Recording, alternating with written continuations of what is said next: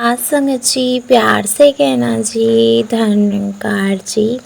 साथ संगत जी, आशा करती हूँ कि आप सभी पर सतगुरु माता जी की कृपा हो रही होगी। साथ संगत जी, जो हम दूसरों को देते हैं वही लौटकर हमारे पास आता है, चाहे वो इज्जत हो, सम्मान हो या फिर धोखा।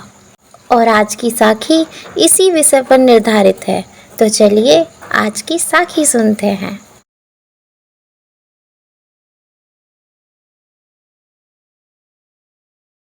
दोनों के घर की दीवार एक थी। उनके घर के सामने एक छोटे से टीलों पर साधु संतों का आश्रम था। दोनों वृद्ध महिलाएं आश्रम में सेवा करने जाती थीं। साथ संगत जी, संतों की कृपा से उन दोनों औरतों को कभी भी अन्न और वस्त्र का अभाव नहीं होता था। वो दोनों एक साथ रहती थी, एक साथ काम करती थी। फिर भी दोनों वृद्ध महिलाओं के स्वभाव में जमीन और आसमान का अंतर था। संगत जी, एक वृद्ध महिला उदार थी। देने योग्य तो उसके पास कुछ भी नहीं था, परंतु अपने जैसे गरीबों को वो समय समय पर कुछ ना कुछ जरूर दिया करती थी। और दूसरी वृद्ध महिला बहुत कंजूस थी। देने योग्य उसके पास बहुत कुछ एकत्रित हुआ था, परंतु वह कभी किसी को कुछ भी नहीं देती थी। साथ संगत जी, एक दिन की बात है, आसमान में बादल गरजने लगे, बिजली चमकने लगी और मूसलाधार वर्षा चालू होने लगी। दोनों वृद्ध महिलाएं अपने अपने घरों में जा चुकी थीं कि अचानक उस कंजूस वृद्ध महिला के दरवाजे पर उसे एक दस्तक सुनाई दी। तभी वह महिला खाना खाने बैठी ही थी। उसने सोचा कि शायद कोई तूफान में फंसा हुआ इंसान होगा जो भोजन में अपना हिस्सा मांगेगा। ऐसा सोचकर वो जल्दी जल्दी जितना खाना खा सकती थी वो खा चुकी थी और जो भोजन बचा उसे ढक कर रख दिया। फिर उस महिला ने दरवाज़ा खोला और अपने आप में ही बातें की जा रही थी कि इतनी रात में ना जाने कौन आ जाता है। लोग पल भर भी आराम नहीं करने देते। परंतु साथ संगत जी, जैसे ही उस वृद्ध महिला ने दरवाज़ा खोला तो उसे सामने सौम्य शांत साधु दिखाई दिए।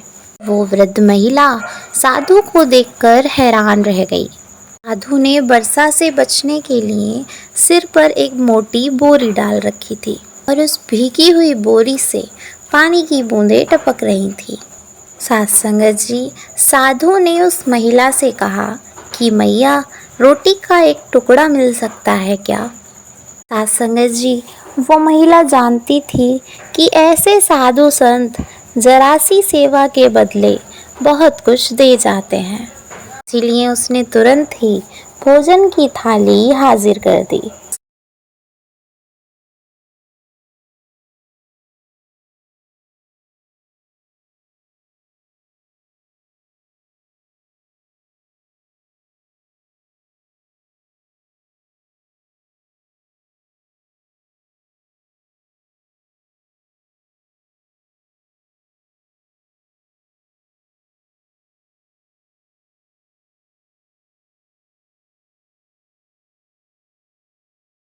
इस साधु को उसने कभी नहीं देखा था।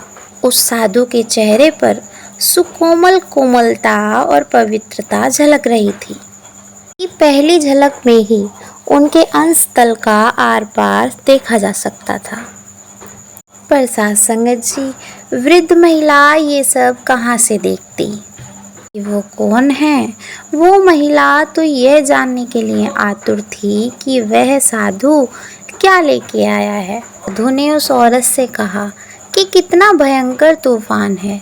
वृद्ध महिला ने कहा कि धनवानों की तो चिंता नहीं, लेकिन बेचारे गरीबों का क्या होगा, अनाथों का क्या होगा। अगर संसार में साधु संतों की कृपा दृष्टि ना होती तो मुझ जैसी गरीब की आज क्या दशा होती। साधु ने वृद्ध महिला से कहा कि इसीलिए तो मैया मैं तुम्हारे दरवाजे पे आया हूँ, क्योंकि जो इंसान भूखे को भोजन और वस्त्रहीन को वस्त्र देता है वो तो धन्य होता है। स्वर्ग की सभी सीढ़ियाँ उसके पास होती हैं। साथ संगत जी, वृद्ध महिला ने सोचा कि यह साधु उदार होकर कुछ ना कुछ तो दे ही जाएगा। तो वो कहने लगी कि महाराज, जो दूसरों को आश्रय देता है उसको क्या कहते हैं? साधु ने कहा कि मैया, मैं तेरे भाग्य का बलिहारी हूँ। तुझसे भी अधिक गरीब और दुखी लोगों के लिए मैं मदद मांगने यहाँ आया हूँ। दो अपरिचित महिलाएं आश्रय के लिए आश्रम में आई हैं। बिजली गिरने से दोनों महिलाओं के घर गिरकर ढेर हो गए हैं और उनके घर का सारा सामान भी नष्ट हो गया है। वो दोनों बेचारी निराधार वृद्ध महिलाएं हैं। आश्रम के सारे खंड ऐसे ही निराश्रितों से भर गए हैं। फिर भी हमने उन दोनों महिलाओं को आश्रय दिया, परंतु उन दोनों महिलाओं के पास पहनने और ओढ़ने को कुछ भी नहीं है। तुम यदि कुछ ओढ़ने को या पहनने को कुछ दे दो तो सुबह जब सब चले जाएंगे तो हम तुम्हारा सामान तुम्हें वापस कर देंगे। संगत जी, साधु ने वृद्ध महिला से कहा, मैया, तुम्हारा तो सुरक्षित घर है, इसलिए तुम कुछ ना कुछ तो जरूर दे सकती हो। साधु ने मदद मांगी तो ये सुनकर वृद्ध महिला निराश हो गई। वृद्ध महिला की आवाज मंद हो गई और साधु से कहने लगी, महाराज, कुछ दूर और पधारते तो धनवानों की कमी कहाँ थी। मुझ गरीब का ही घर आपको मिला। मेरी हालत भी दान लेने जैसी है, इसका भी तो ख्याल किया होता। मैं किसी को क्या दूंगी? साधु ने वृद्ध महिला से कहा कि मैया, क्या तुम एक कंबल भी नहीं दे सकती हो? दोनों महिलाएं ठंड से कांप रही हैं। वृद्ध महिला चौंक गई क्योंकि उसको कुछ दिन पहले ही एक नया कंबल मिला था। वो अपने कमरे में गई और सोचने लगी कि नया कंबल कैसे दिया जाए। तो उसने सोचकर पुराना कंबल उठाया और उसकी तह करके रखने लगी। सत्संग जी, अब वृद्ध औरत को अपने पुराने कंबल के गुण याद आने लगे कि पूरे 7 साल से मैं इस कंबल का उपयोग कर रही हूँ, फिर भी ये कंबल वैसा ही है। वृद्ध महिला ने सोचा कि वो दोनों महिलाएं ना जाने कहाँ से आई हुई हैं, नींद में लात मारकर ना जाने मेरे कंबल को कैसा कर देंगी। भटकने वालों को क्या ध्यान रहेगा, जिंदगी में उन्होंने कभी ऐसा कंबल देखा भी नहीं होगा। वो दोनों तो बोरियों पर सोने वाली होंगी। जैसे जैसे वृद्ध महिला सोचने लगी, वैसे वैसे उस महिला का अनुमान सच होने लगा। अचानक वृद्ध महिला को याद आया कि ऐसे लोगों में बहुत सारे रोग भी होते हैं, तो रोगी इंसान के लिए कंबल कैसे दिया जाए। वृद्ध महिला को याद आया कि 2 साल पहले ऐसे ही कुछ रोगी आए थे। उन रोगियों ने जिन वस्तुओं का इस्तेमाल किया गया था, उन वस्तुओं को जला दिया गया था। वृद्ध महिला ने सोचा कि मेरे कंबल की भी यदि वही दशा हुई तो क्या होगा। इतना सुंदर कंबल कैसे जला दिया जाए। अभी तो ये 10 साल और काम देगा। ये सोचकर उस महिला ने एक पतली सी रजाई उठाई और फिर सोचने लगी, ये तो मेरे पिता के घर की है। ये सोचकर उसने रजाई भी रख दी। एक पुरानी फटी हुई सी चादर जो उसके घर की दीवार पर लटक रही थी, उसे लेकर समेटने लगी। परंतु फिर उस वृद्ध महिला ने सोचा कि ऐसे वारिसों में तो यही चादर कंबल का काम देती है, मैं ये चादर कैसे दूं। दुखी हृदय से उसने एक और ज्यादा फटी हुई चादर ली और बाहर लेकर आ गई और साधु से कहने लगी, महाराज, ये चादर आज कुछ ऐसी दिखती है, परंतु जब मैंने खरीदी थी तब ये बहुत सुंदर थी। उस समय इसका मूल्य 8 आने से कम नहीं था। वृद्ध महिला ने साधु से कहा, महाराज, इससे ज्यादा मैं आपको और कुछ नहीं दे पाऊंगी। साधु ने चादर को कंधे पे डालते हुए कहा कि मैया, इससे अधिक आप कुछ और नहीं दे सकोगी क्या। महिला ने कहा कि हाय, मेरे घर में देने लायक और है ही क्या, अब क्या दूं।